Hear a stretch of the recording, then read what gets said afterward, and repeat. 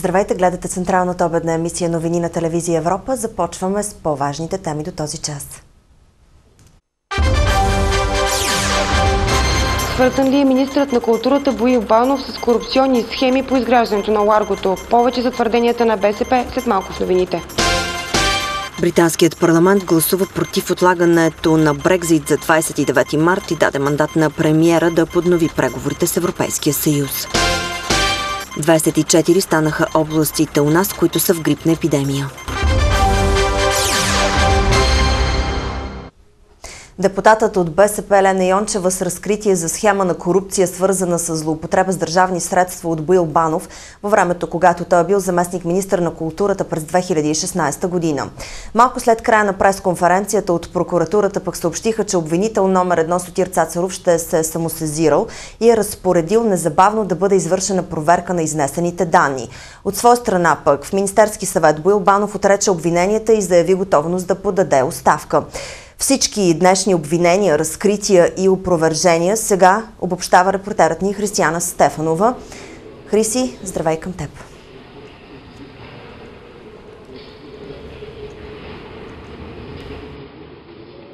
Добър ден, Мила. Според твърденията на БСП става въпрос за схема, в която министърът на културата, тогавашен заместник-министър Боил Банов, е разпореждал подправянето на документи, за така че да не бъде търсена неустойка от фирмата изпълнител на проекта за Ларгото. Размерът на неустойката е 700 хиляди лева, а дружеството изпълнител е дружество Антична Сердика.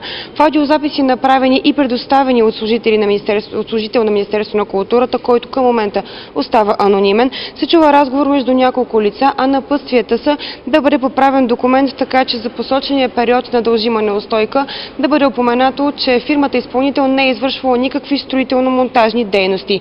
Служителят, предоставил записът на БСП, е готов да свидетелства в прокуратурата. До момента през последните 3 години не го направил от страх, твърдят още от левицата. Чуйте малко повече. Ние имаме вече много документи и търсиме документални доказателства към всички тези сигнали, които получаваме. Така че това е само началото. Хората се страхуваха до този момент и това за мен е едно от обяснението, защо чак сега този човек се съгласява да ни даде такъв запис. Това разследване, а това е разследване, защото ние не само ви показваме един аудиозапис, а ние разполагаме с много документи, включително и такива документи, които до сега не са били показвани на обществеността, които доказват изнесеното в този запис. Искам да ви кажа, че всъщност това, което разкриваме, то отдавна е разкрито от Държавния департамент на Съединените щати в техния доклад за България 2018 година. Ето какво се казва в този доклад, 2017 година. Този доклад може да го намерите на страниците на Държавния департамент на САЩ, както и на страниците на Американското посолство в София. В него се казва: служители във всички клонове на правителството са замесени в корупционни практики безнаказано. Корупционните практики включват подкупи, конфликт на интереси, сложни схеми за присвояване, нарушени поръчки и търговия с влияние. А в доклада за 2018 година се казва следното. Пак на Държавния департамент на САЩ, цитирам ви: корупцията в големите инфраструктурни проекти и в енергетиката. От БСП поискаха оставката на Боил Банов. Самия той изрази готовност да се тегли от поста, но определи твърденията на БСП като, цитирам, ефтини компромати.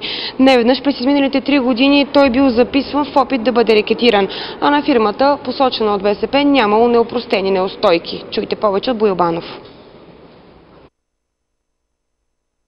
Това, което се скълъпва в момента, между другото, за да бъда откровен до край и почтен, да ви кажа, това е: от 4 години съм рекетиран с някакви записи. Лицето се казва Ангел Ангелов и беше директор дирекция Европейски програми и проекти в Министерство на културата. Вероятно, ако ми се извадат думи от тези хиляди оперативки, които съм правил, може да се скълъпат още 56 записа. Няма опростени пари. Има заведена искова молба от Министерството и в момента между другото такива съдебни дела. Оставка, аз казах и на премиера. Оставка буквално нямаше кога да разпиша, защото чаках да дойде тази искова молба и да слеза при вас, за да мога да я покажа, но оставка съм готов да подам мигновено. Аз съм български режисьор, аз не съм се родил министър. И въпреки, че БСП изразиха готовност да внесат сигнал до прокуратурата, от държавното обвинение побързаха да се самосезират и всъщност те обявиха, че ще подложат на проверка всички документи по казуса, като ще анализират и аудиозаписа, предоставен от БСП, така че да се разбере дали той е автентичен или не. Ако бъде установена неговата истинност, той ще може да бъде приложен като доказателство при евентуално обвинение срещу Боил Банов. Първата проверка, която държавното обвинение ще направи, ще бъде именно в Министерството на културата, а първият разпитан Боил Банов. Повече от говорителя на главния прокурор Румяна Арнаудова. Това, което ще бъде предприето в рамките още на днешния ден, е специализираната прокуратура да изземе цялата документация, която е относима към казуса, към изграждането и евентуалните ремонтни дейности по Ларгото. Ще започнат още днес разпити на хора, които имат отношение към случая, които са запознати с фактите по изграждането на този обект, както и с последващите действия на самото министерство, представени от госпожа Йончева като опрощаване на неустойка в размер на 700 хиляди лева. Първото място, което ще бъде посетено от прокурорите от специализираната прокуратура, е Министерство на културата. Още в рамките на днешния ден колегите от специализираната прокуратура ще отидат там. Ще се изземе цялата документация, от която реално ние ще установим и първоначалния процес по сключване на договори, и последващите действия на самото министерство по приемане и изпълнението на този договор. Законовият срок за завършване на проверката на прокуратурата е 2 месеца, тъй като се касае за министър, обаче от държавното обвинение заявиха готовност да приключат с нея много по-рано. Християна Стефанова с обобщение на изнесените данни от Елена Йончева към министър Боил Банов, позицията на самия министър, както и данните и позицията на прокуратурата. Благодаря ти, Хриси. И към коментара на кмета Йорданка Фандъкова, тя заяви, че няма отношение в разследването на Елена Йончева. Поясни, че проектът Ларгото е бил стопанисван и е стопанисван от Министерство на културата. Не закъсняха и коментарите в парламента. От ГЕРБ застанаха зад министър Боил Банов. Коментарите събра Ани Балджиян. Ани, здравей! Здравейте от парламента. Случаят с разкритията на Елена Йончева бяха повод за коментари тук в Народното събрание. Вежди Рашидов, който в момента е депутат от ГЕРБ и председател на Комисията по култура в Народното събрание, а министър към момента, за който се отнасят разкритията на Йончева, заяви пред нас журналистите, че е реагирал по случая с Ларгото и е дал на съд случая още тогава. Чуйте повече от самият Рашидов. Аз съм подписал заповед да отиде на съд тази неустойка за неспазване. И втора инстанция чакаме и се изкаже. Значи съм реагирал. А всичко останало въпросите са към друг. Това след проверката на АДФИ ли е тази заповед, господин? Сега аз проверих през правната дирекция. Подписал съм веднага, като се върнах от лечение от Германия, съм подписал заповед да се заведе дело, да се изплати неустойка за забавени срокове. Имаше и политически коментари. От ГЕРБ обвиниха червената депутатка Елена Йончева в долнопробно доносничество. Валери Симеонов, лидерът на НФСБ, също коментира случая. Той каза, че по принцип не вярва на Йончева, защото тя, цитирам, лъже като циганка. Чуйте повече. Първо, аз бих призовал всички вас като журналисти да спрете да наричате госпожа Йончева разследващ журналист. Това преди време се наричаше долнопробно доносничество с фалшива информация, защото това е долнопробното доносничество. Когато подаваш, в случая на обществеността, не на органите на реда, фалшива информация и я тиражираш с цел да опетниш политически опонент с неполитически средства. БСП от партия се трансформира в фалшив сайт.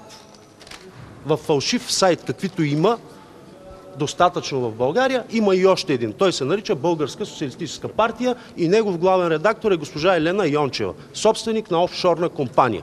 И тази партия, като гледам с какви темпове върви, е на път самата тя да се превърне в една офшорна компания. Или поне така изглежда вече. Не одобрявам този театрален начин на развяване на обвинения и едва ли на раздаване на присъди, преди още да се произнесе компетентните органи. Първо не се знае дали това, което казва Елена Йончева, е истина. Елена Йончева много често лъжи. Много често лъжи като циганка. Така както лъжеше за оградата, така както показваше едни снимки още от времето на строежа, ги пробутваше като че ли били в момента отнесени от вихара там от пороите участъци. Не знам дали си спомняте. Беше изкарана една черно-бяла снимка още от времето на строежа. След като не се посвени такива глупости да прави и да изнася неверни неща, аз не мога да приема, че това, което казва сега е истина. Просто съм скептичен към тази жена. От БСП разкриха, че утре председателят на левицата Корнелия Нинова ще даде подробности по случая с разкритието на Йончева. От БСП отхвърлиха и твърденията на министър Банов, че репортажът е манипулиран. Ани Балджиан с коментарите от парламента. И сега отново към Министерски съвет. Кабинетът освободи Георги Терзийски като областен управител на Ловеч. След това решение той вече ще може да бъде назначен за председател на Агенция Пътна инфраструктура. Това съобщи министърът на регионалното развитие Петя Аврамова след края на заседанието на Министерския съвет. И още кабинетът отпусна 5 милиона лева за заплати в Светия Синод. Това стана след като през октомври беше взето решението възнагражденията на свещениците да бъдат повишени и да станат равни на учителските заплати. Новината за отпуснатите средства съобщи премиерът Бойко Борисов преди заседанието на Министерския съвет. И точка 10 е проект на постановление за одобряване на допълнителни разходи по бюджета на Министерския съвет за 2019 година. Това е към дирекцията за вероизповедание. 5 милиона. Така че да можете веднага да си свършите работата. Много поздрави на патриарха, на владиците. Миналия четвъртък, мисля, или се обърнаха към нас или петък беше, не си спомням. Днеска сме го решили. Към света британският парламент гласува против отлагането на датата за Брекзит 29 март и даде мандат на премиера Тереза Мей да поднови преговорите с Европейския съюз. Мярката, която беше приета категорично и която досега създава най-много проблеми на Тереза Мей, е отпадането на предпазният механизъм срещу нова физическа граница с Ирландия. Депутатите в Лондон искат премиерът да договори с евролидерите да няма бекстоп. Брюксел отговори обаче отрицателно. Европейският съюз няма да предоговаря сделката за Брекзит. Това стана ясно от реакциите на европейските лидери след вота в британския парламент късно във вторник вечерта. Депутатите категорично отхвърлиха варианта Брекзит без сделка, но дадоха мандат на премиера Тереза Мей да предоговори предпазния механизъм за ирландската граница. Вече е ясно, че има път, който да осигури солидно и сигурно мнозинство в този парламент, за това Великобритания да напусне Европейския съюз с сделка. Ще се възползваме от този мандат и ще работим да постигнем законови промени в споразумението, които касаят границата с Ирландия. Ще подсигурим да не бъде върната твърдата граница между Република Ирландия и Северна Ирландия. Председателят на Европейския съвет Доналд Туск контрира в Твитър, че така наречения бекстоп е част от споразумението, която не може да бъде променяна. Френският президент Емануел Макрон също заяви, че сделката за напускането на Великобритания не подлежи на корекции. Външният министър на Ирландия Саймън Ковани от своя страна подчерта, че бекстопът е крайно необходима мярка, въпреки вота в британския парламент. Депутатите от Камерата на общините одобриха 2 поправки към текста на споразумението за развода и отхвърлиха други 5. Парламента не прие и друг широко тиражиран сценарий – отлагане на Брекзит след 29 март. Преговорите, които се очертават пред Тереза Мей с Европейския съюз, няма да бъдат лесни, но премиерът увери, че правителството ще удвои усилията си за постигане на сделка, която ще получи подкрепата на парламента. Темата Брекзит ще бъде основна на започващата двудневна пленарна сесия на Европейския парламент в Брюксел. Нови правила гласува Комисията по граждански свободи, правосъдие и вътрешни работи в Европейския парламент. Гражданите на Великобритания няма да имат нужда от виза, когато пътуват в шенгенското пространство за краткосрочно пребиваване до 90 дни във всеки 180-дневен период. При сключване на споразумение преди 29 март тези правила ще започнат да се прилагат в края на преходния период. Ако Обединеното кралство обаче напусне Европейския съюз без споразумение, ще влязат в действие от 30 март. Въпросните правила ще се прилагат и за гражданите на Европейския съюз от 27-те държави членки, които пътуват до Обединеното кралство за краткосрочни престои с туристически и бизнес цели. След гласуването вчера в британския парламент, пред островната държава на практика остават два пътя – Брекзит без споразумение или предоговарянето на постигнатото с Европейския съюз. Първият обаче няма необходимата подкрепа дори от консерваторите, а вторият е неприемлив за страните членки. Нов референдум или отлагане на излизането от съюза вече са невъзможни. Според експерти, това е тежка и дълбока криза без механизми за разрешаване. Няма твърда подкрепа за Брексит и няма твърда подкрепа против. Няма твърда подкрепа за споразумението и твърда подкрепа да излязат без споразумение. Там са въпрос на проценти нещо и това създава такава неустойчива позиция и за едните и за другите. И затова премиерът Тереза Мей се поставя в такова положение, че нищо не може да мине. Защото никой от противниците или от поддръжниците няма необходимото мнозинство да прокара нито едно решение.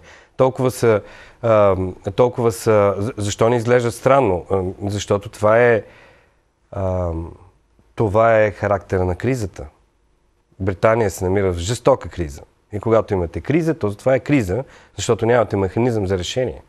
И когато нямате механизъм за решение, се лашкате от едното и в другото. Това наблюдаваме. Това е най-емблематичният вариант, пример за това какво представлява една държава в криза. Самопровъзгласилият се за президент на Венецуела Хуан Гуайдо получи забрана да напуска страната, а всички негови банкови сметки бяха запорирани. Това реши Върховният съд на страната във вторник. На този фон пък социалистът Николас Мадуро коментира, че е готов да седне на масата за преговори с опозицията. Върховният съд на Венецуела издаде забрана за напускане на страната на опозиционния лидер Хуан Гуайдо. Магистратите също така запорират всички банкови сметки на противника на президента Николас Мадуро. Мярката беше поискана във вторник от главния прокурор на страната Тарек Саап. Като повод беше посочено започнало разследване срещу Гуайдо за действия срещу правителството на латиноамериканската страна. Саап не поясни какви точно са престъпленията, в които е обвинен Хуан Гуайдо. Заяви само, че обвиненията са свързани с безредиците, причинени от решението на опозиционера да се самопровъзгласи за временно изпълняващ длъжността президент на Венецуела. Не омаловажавам опасността от затвор. Никой от нашия лагер не бива да го прави. Много отговорно заявявам, че случващото се не е нищо ново под слънцето.